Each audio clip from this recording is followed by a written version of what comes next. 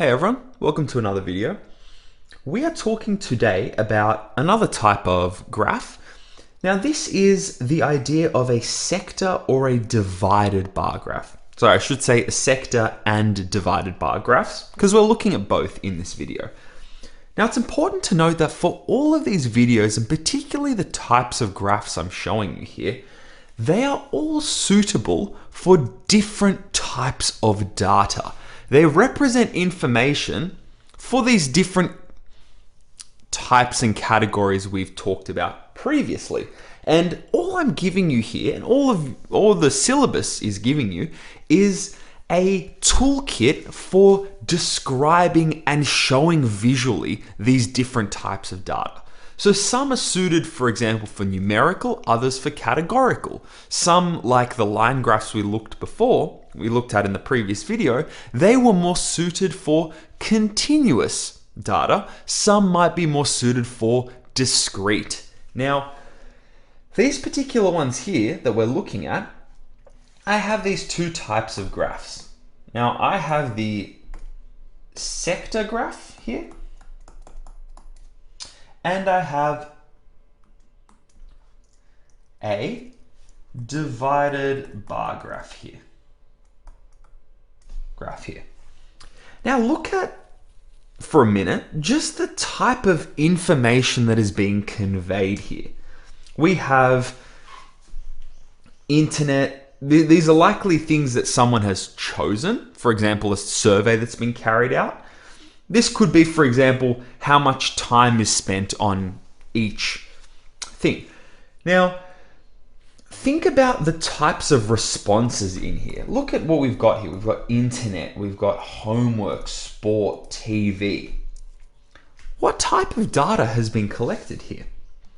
Well, if we go back to our numerical or categorical, let's think back to the definitions of those.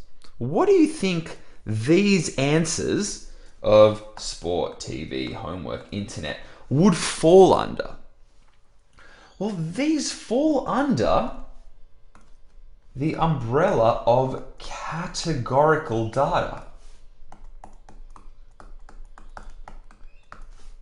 Because I am not dealing with numbers here. That's the simplest definition I gave you at the start of our course here. That if it's got numbers in it, it's numerical. If it doesn't have numbers, it's categorical.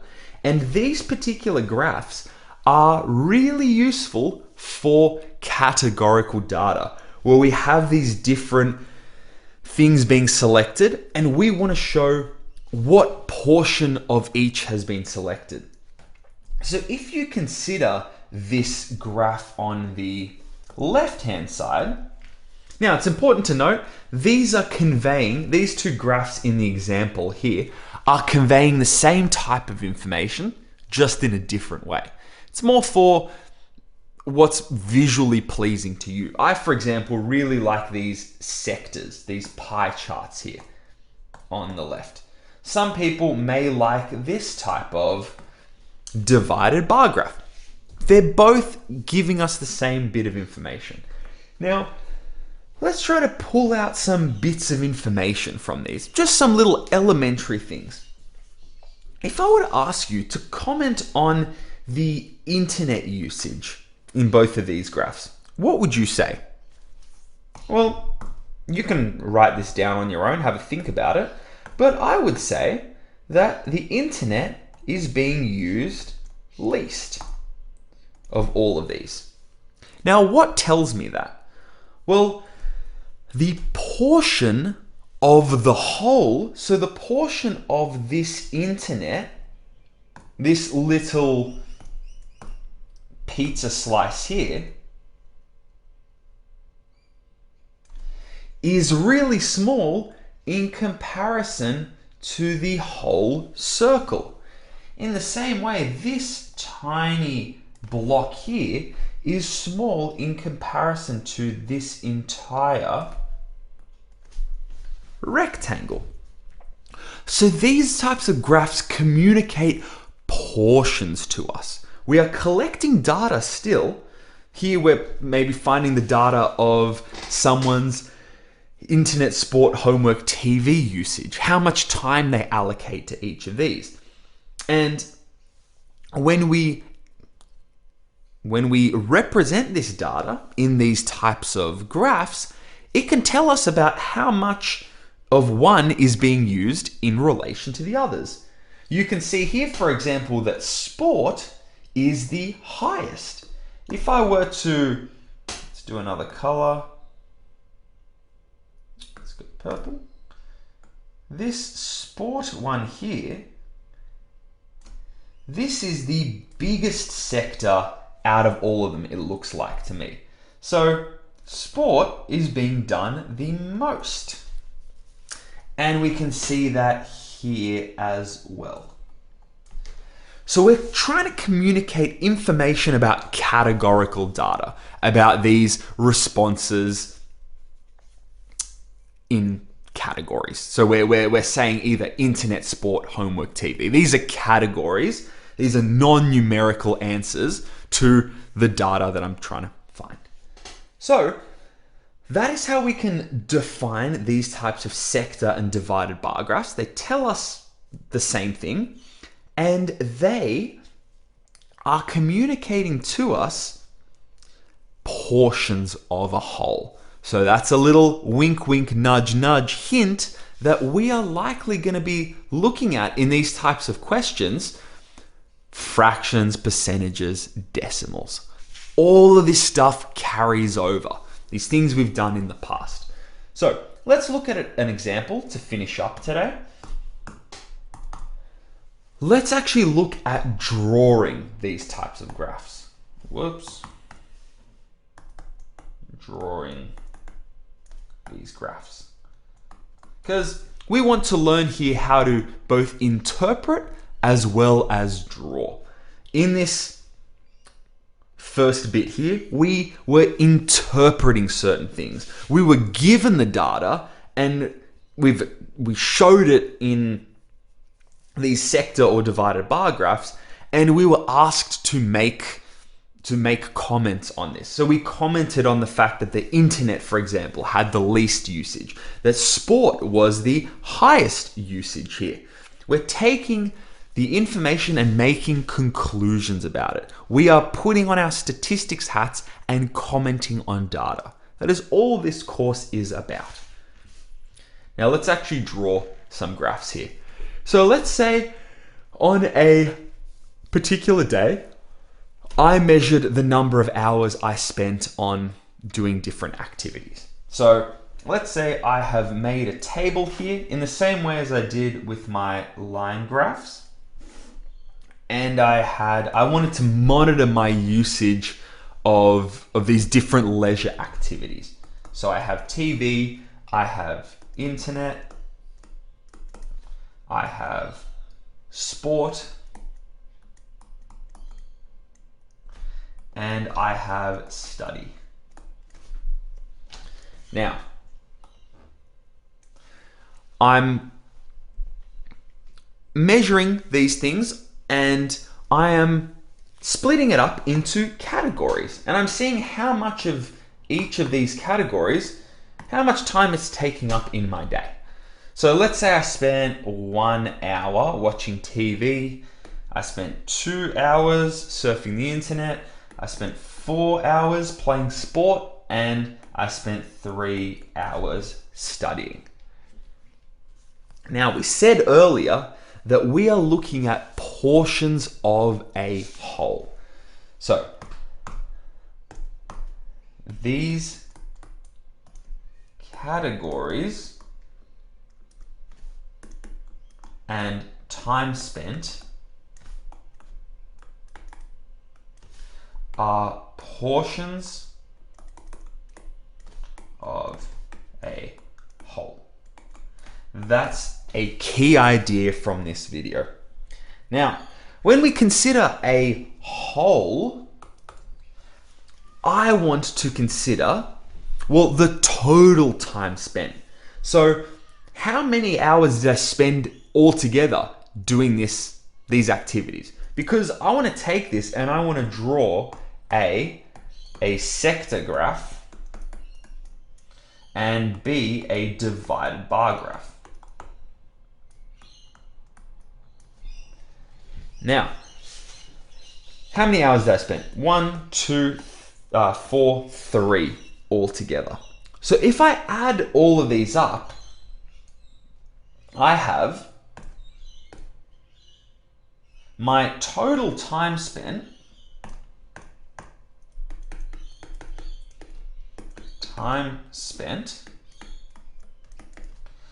is 10 hours if I add 1, 2, 3, and 4. And then I want to find the portion of each of these tasks that I've done. So I'm going to consider first TV. What portion of my whole did I spend watching TV? So that is going to be 1 out of the 10 hours that I spent. Now, this is all revision to fractions, decimals, percentages. You should hopefully be quite across this type of stuff when we go into this topic. So my proportion, or my portion of the whole, is 1/10 or 10%, or 0.1 as well if we want the decimals too. But this thing here is the portion spent watching TV. Now, the next one is my internet. Because all I'm doing here, guys, I want to figure out that when I draw my sector and divided bar, and if I want to make it really nice and accurate, I need to know the exact proportions. How much space is each of my categories going to take up?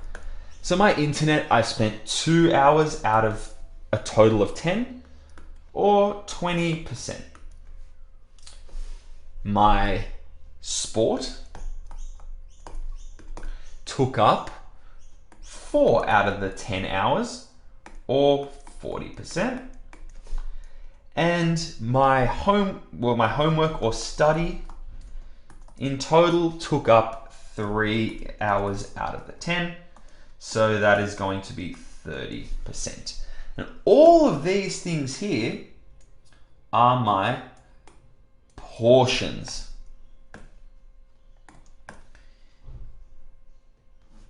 Here, here, here, and here. These are my portions of the total time spent. Now, if I wanted to actually draw a sector graph and a divided bar graph, well, I'm going to start with a divided bar graph because it's easier and I'll be able to make it more accurate in this video. So let's do this sector down the bottom. Whoops.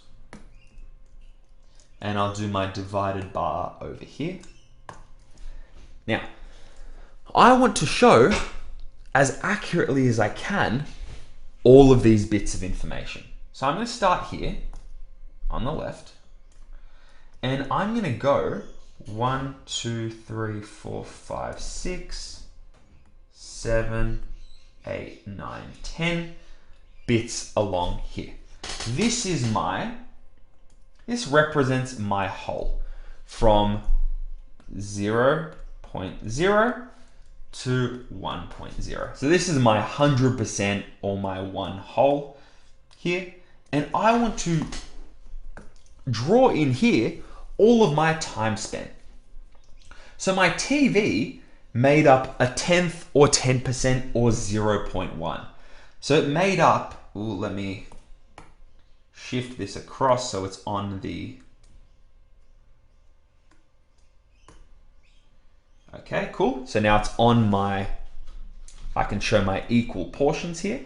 So my TV is going to take up 1 out of the, let's draw it up here, 1 out of the 10 total here. Taking up 1 out of the 10. That is my TV. My internet takes up 2 out of the 10 or 20%. So it's taking up 2. 1, 2 out of the 10. Internet. My sport is taking up 4 out of the 10. So I'm going with sport. 1, 2, 3, 4. Sport. And finally, my study takes up 3. 1, 2, 3. This here is my study. And that makes up 3 out of 10. My sport makes up 4 out of 10. My internet makes up 2 out of 10. And my TV makes up 1 out of the 10 in total. So that is how we can draw a divided bar graph. And now we can just visually show a lot of the conclusions I would have came up with interpreting this data. So I can see here, for example, TV is a small portion of the whole. I've spent the least time on TV. I've spent the most time on sport. If I combined my internet and my study, that time makes up more than my sport does, for example. So once I draw these graphs as nicely as I can, and I would encourage you as you draw it on your own, try to draw a nice line through and really split up your portions, measure it with your ruler, because the better you get it, the more reliable the data you're interpreting is going to be. The more reliable this image, this graph is going to be once we start interpreting. Because the main bit of what we're getting at here, yes, we got to learn about these graphs and how to draw them, but the most important part of statistics is the interpretation, making conclusions. Now, we have drawn a divided bar graph. Let's draw a sector. Now, let me preface this by saying that my sector is not going to look very nice. So when you do this in your own time and you do the calculations, please use a compass. Please use a protractor. I'm just doing this because I'm doing this on a tablet. I can't do these measurements here. So please take the time when you draw these, because the nicer you get it, the better it's going to look and the better your interpretations are going to be. So my sector, it's this pizza slice idea, right? So my data is going to look how it's going to look. I want you to think that when we draw these proportions, these fractions of a whole, what's my whole here if I have a circle? Well, my whole is going to be my entire sum of angles. All of my portions are going to be these little angles here. So what is my whole going to be here? Well, my whole is 360 degrees. That is this angle in the middle here. So when I try to find my portions of the whole, I want to find these as fractions of 360 degrees. In the same way that here, I mean, I had the grid line, so I just counted 10 of these little notches. But for example, if you wanted to draw this as 10 centimeters, then you would need to be taking fractions of 10 centimeters or 20 centimeters if you wanted to make this bigger. But now here, I'm taking fractions of 360 degrees. Now, I'm not going to measure these really nicely because that takes time, and protractors and things like that, which I don't have access to in this video, but I'm going to help you with the calculation, and you can measure this and draw it in as a sector graph in your own time. So my TV, once again, I knew that my TV was made up 10%. So I want to find 10% of 360. How can I do that? Well, we've done this a lot in the past. I can just do, for example, 10% times 360 degrees, or 1/10 times 360 degrees. That is going to give me 36 degrees. So from the center, I'm going to measure, I'll take, for example, I'll start my line here, and I want to measure 36 degrees for my TV. So let's do that the same color as before for some consistency. I'll make my TV red. So I'm going to measure roughly about 36 degrees here. And that is the portion that my TV makes up. My TV time makes up. So if we keep going, I'm going to go through the rest of these a bit quicker just because I'm being conscious of time. For example, internet. That's going to be, I want to find 20% of 360. So I'm going to do 2/10 times, or 20 hundredths times 360 degrees, which gives me 72 degrees. You could have also said, well, 20% is 2 times more than 10%. So I can do 36 times 2, which gives me 72. Multiple ways to get to the same answer, guys. So what color did I do internet? Was that purple? Yes. Now my internet is going to be a bit bigger. It's going to actually be twice the size of this. So that's going to go roughly down here.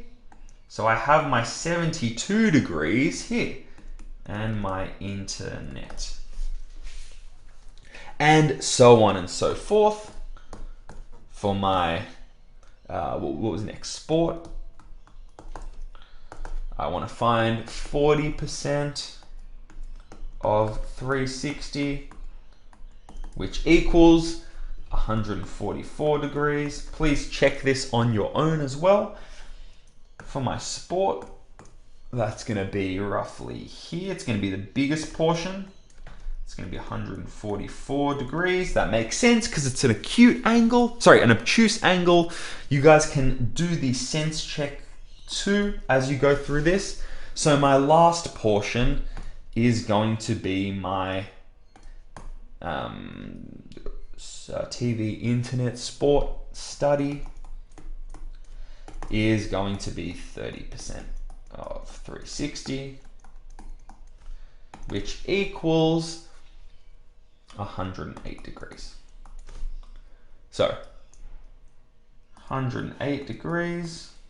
Now, since I've drawn this a bit weird, this may not look like an obtuse angle. This is why I'm telling you to draw it, actually measure it out with your protractor. You'll get something looking roughly like this, but hopefully a little bit nicer.